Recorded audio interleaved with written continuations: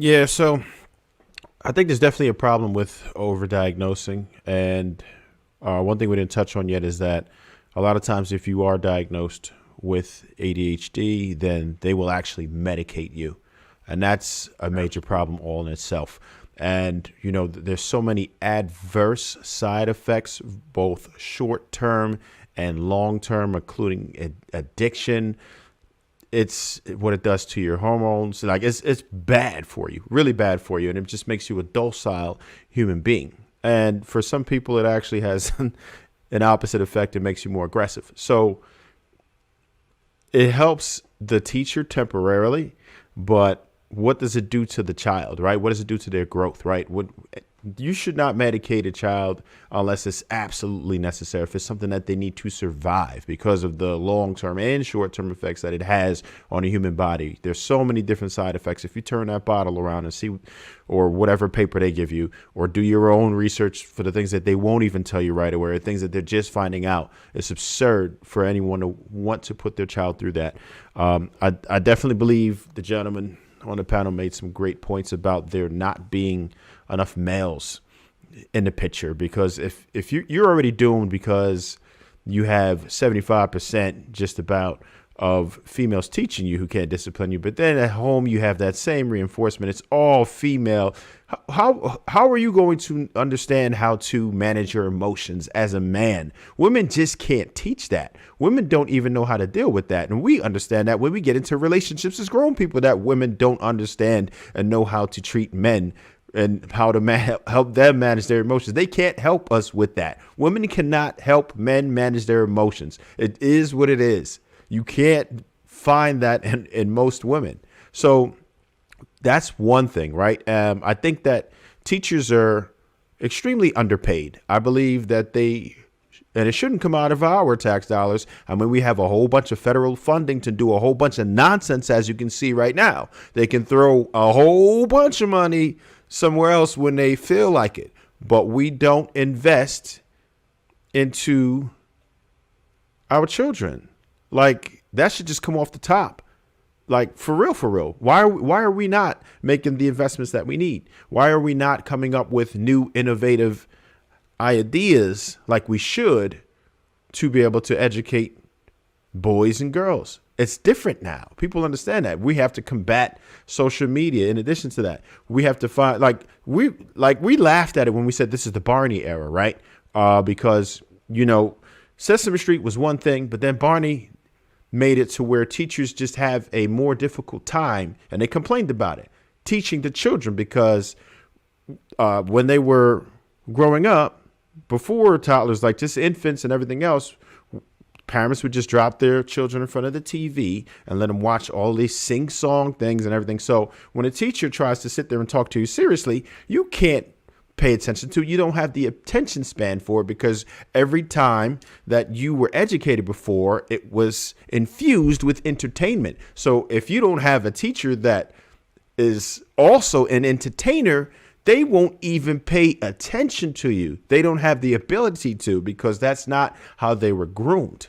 So all thing I can say is, listen, fathers, stop shooting the club up on women who you don't plan on being with forever. Seriously, we need fathers to be in children's lives. I think that can really, really, really help us. I understand that women need to take responsibility for that, but not a lot of men take responsibility for what it is. Because the thing about it is, we get mad about the child support and different things like that, and I understand it. But we definitely have a choice as to who we lay our seat with. We can't do anything about what happens after the fact. But listen, if you don't plan on being with this woman forever, don't shoot the club up. That's just how I will put it, because it's not just your life that's going to be impacted at that point. Children need fathers. You see what happens to young girls who do not have fathers in their lives and what they become, and you see what happens to young boys. And we have to pay attention to that. Trev, I'll take it. Trev, I'll even take it a step further. Whether it's whether it's an intentional pregnancy, whether it's an non-intentional pregnancy, a lot of people are not having conversations about, we have a child that's on the way. We are either semi-ready, not ready at all. we need to talk about some basic ground things. How are we going to raise this child? What faith are we going to raise this child? What belief system are we going to instill in this child? Right? What customs are we going to surround this child in and around with? You know what I'm saying? What educational system are we going to instill? Are they going to be homeschooled for the first few years, or are they going to go into private school? Um, you know, mercenary school. Like, what type of educational doctrine are we going to usher into this child's life, right? And a lot of those conversations, you know what I'm saying, need to be highlighted and need to be brought up. You know what I'm saying? I could You go know why into they go you, yeah, you go know ahead. why they don't happen though? The reason that those conversations don't even happen is because we didn't choose to sleep with the woman who we could see ourselves spending the rest of our lives with. She had a fatty, and I wanted to hit, and I did, and I shot the club up because it was wet. It is what it is. And when we make decisions like that, we end up with results like this with children who have no direction because there was no one there to direct them. Right. So I definitely dig what you're saying, but we're not going to have those conversations because we're not equally yoked. We don't even have the same value system. Right. I'm pretty sure at least 80% of us on this panel right now that ran up in a joint that you did not have the same value system. You didn't have the same faith, like you mentioned. You probably didn't have the same hygiene. You didn't have the same values, right? None of that. None of that even mattered. You didn't think about none of that. All you saw was a fatty or some tatas, and you said, let's get it. Right? And then you went raw. And then you shot the club up. You made three horrible choices. And now you got a baby. And now we're dealing with this. And we can't agree on nothing. And then you know what we're going to be defaulted in? Child support. That's where we at. That's what you're going to see. You're going to see that CS on your check and like, damn, this bitch.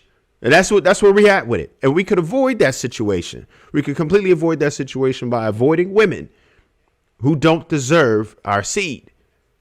We have to protect our seed, no matter how we do it, whether it's through protection or just abstain for at least those types of women. We have to be more selective, right? We can't be so enticed by these women. And I think that's the reason why I'm going in this direction and kind of going off a little bit on a tangent is because that's the root of the problem.